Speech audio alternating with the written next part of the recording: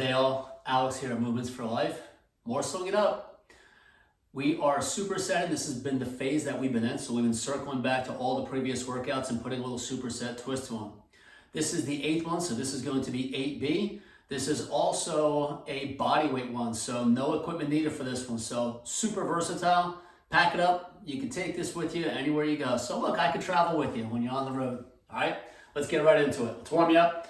Nice with a lower extremity, kind of multitasking warm up. This is gonna start in a standing position. It's called an inchworm to a runner stretch. So there's a lot going on. So I'm just gonna hinge on down, get my hands on the ground. I'm not really worried about neutral spine here. I'm just flexing, let it all bend on down, get the hands on down. Walk it out until you're in that nice plank position. Get into a right-legged runner. Switch legs back to into a left-legged runner. From there, I'm back into my plank, and now I'm going to walk back into my standing position. So that counts as 1.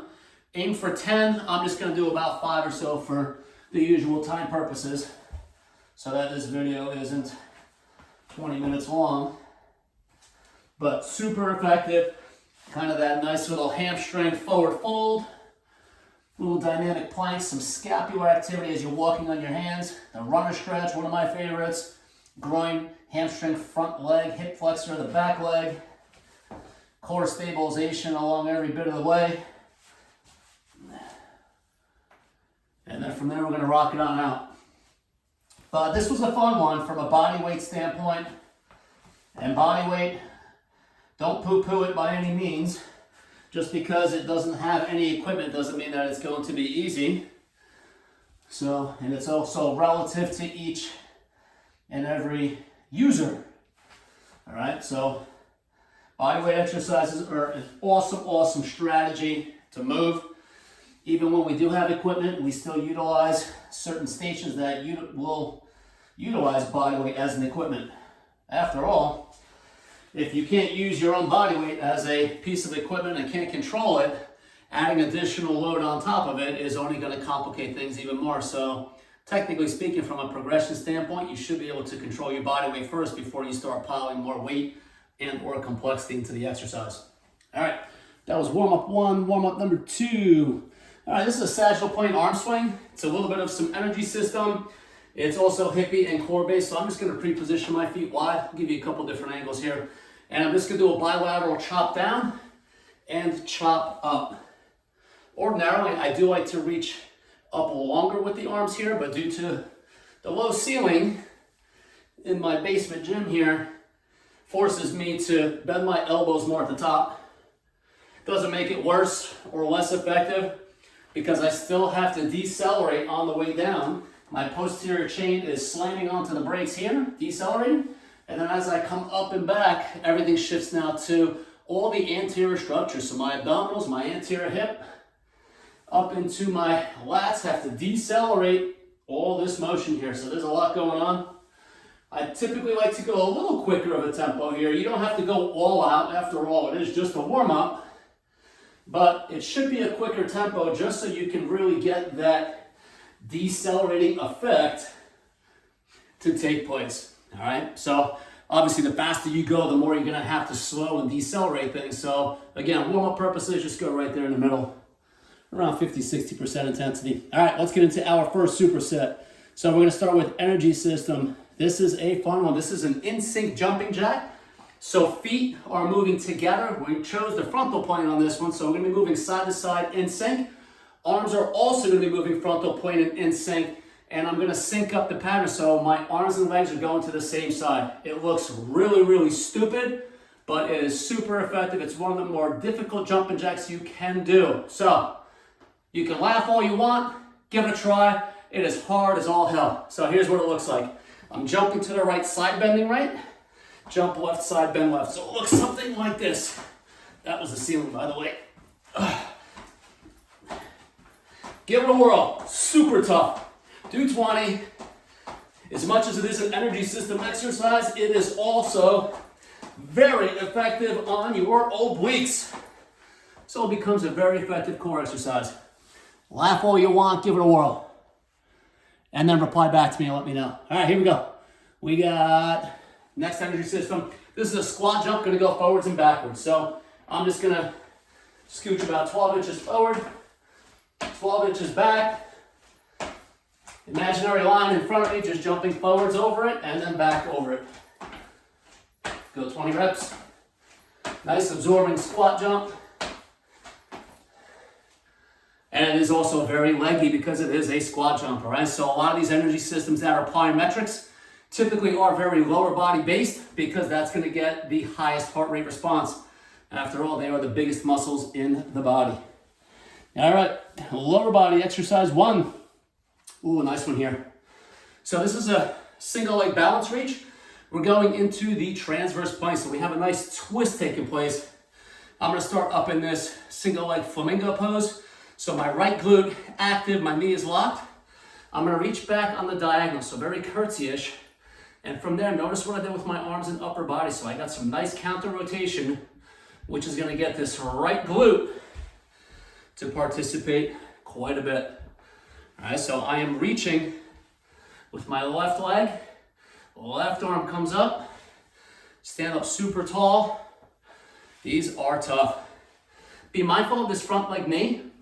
Any restrictions into the hips, somebody really tight through here, as the glute gets loaded, it will typically pull this knee out wide if you don't have the ability to internally rotate that hip. So something to be mindful of, really keep this knee facing forward. You know, my ass is on fire. Whoa. All right, switch it up. See which leg is the strong side. There is a difference. You will find out which leg is dominant, just like your arm. Once you start getting really good, one day I'll get there, you won't be able to tell which leg is dominant or not. They're both, you want to try to narrow the gap as much as possible. Not only from a functional standpoint, but athletic as well, right? As a basketball player, if you can't tell I'm righty lefty, it means I'm doing a good job with my training. All right, lower body number 2. All right, this is a little bit more of a mobility one. It's an interesting one. I'm calling this a static lunge with a heel reach. All right, so when my right leg is in front, my right hand is going to be reaching for my left heel all the way back there. I find it helpful to use my left arm. Let me actually go dead on first. I'll do a couple different views here. So I'm bending into this static lunge, trying to touch my heel. My right hand, my left arm is reaching up and over. So you can think about this left arm twisting and side bending. Woo. So the response here, huge stretch going through that left anterior hip down the quad into my obliques. Side view looks something like this. If you can't reach the heel, totally fine. Go more for your calf or just reach towards it. Even if you don't make contact, reaching towards it will be very effective. All right, switch sides from there. Woo. All right, so now I gotta go right leg back. Almost did the same side when I turned around. All right, oh. Got the heel. So left leg is in front, left arm reaching back for that right heel. Huge stretch. Give it a whirl. It's an interesting one. Tough one to name when you start looking at different exercise names, but static lunge, heel reach. Go from there. Woo, very stretchy. All right, upper body. We have exercise 1. Man, the Alex faves have been coming out here. These are stepping push-ups. So I'm stepping with my hands in the frontal plane. So with my hands, I'm going to treat them a lot like my feet when I do different side lunges, right? So I want to be able, when I lunge, to step and absorb. Keep that in mind with these stepping push-ups. So I'm starting in this neutral push-up position. My hands are underneath my shoulders. So I'm stepping out with my right hand. As soon as I make contact, I'm going to absorb, just like those lunges I did moments ago. All right. Great push-up. If you look at my feet are not moving. I have them about shoulder width apart, maybe even a touch wider.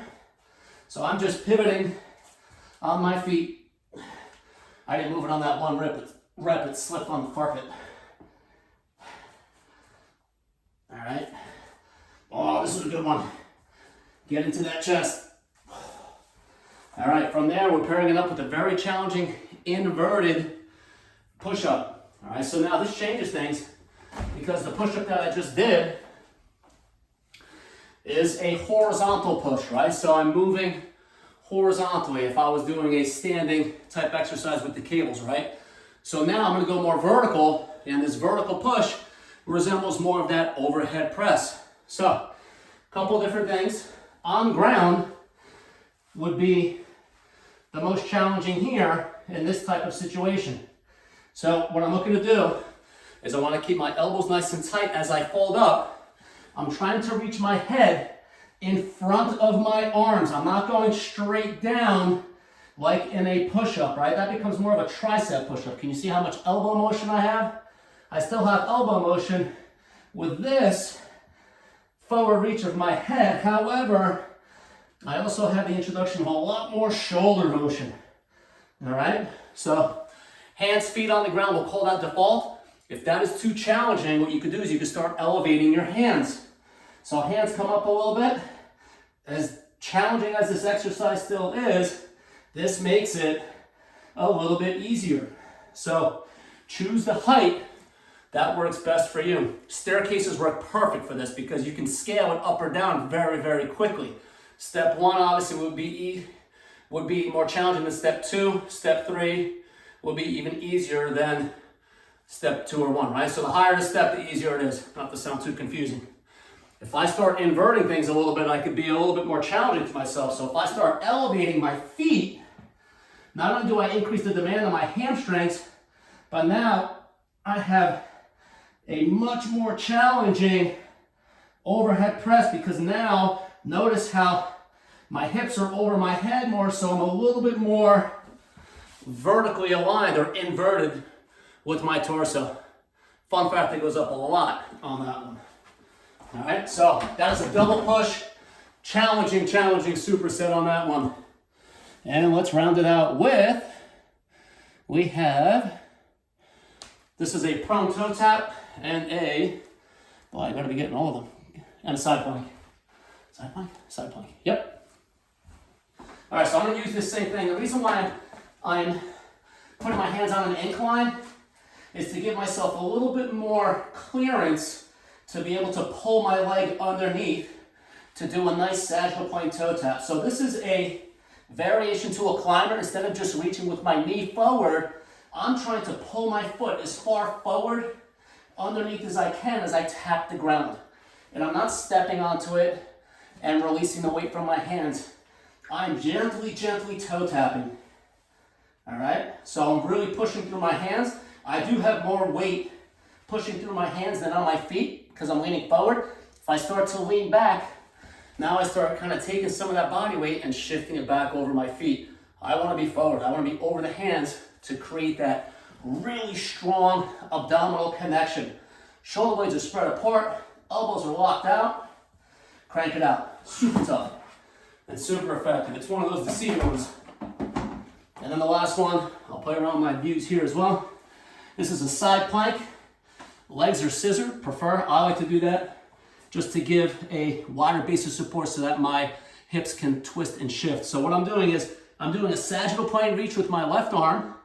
I'm reaching in front of me around belly button high, and then I'm pulling my arm back as if I'm doing a row. All right, so you'll be able to really appreciate and see as my hand reaches forward, my hips are shifting and twisting behind me, and then from there, return back into that standing position. Quick reminder, any side plank, remember you're pushing down into the arm, pushing it into the floor, and you also have to push the shoulder away from your ear or pull it away from your ear. So that's going to recruit your lat, communicate it into that lateral line, into your serratus and into your obliques. So here's that sagittal plane reach. Pull it on back as if you're doing a row. So you get a nice shoulder stack. Very, very effective movement pattern right here. All right, hit your desired reps. Remember all of these, whether it's the circuit that you're doing in the level 1, level 2 superset, it's still 12 to 20 reps for each exercise. All right, have fun, enjoy. See you later.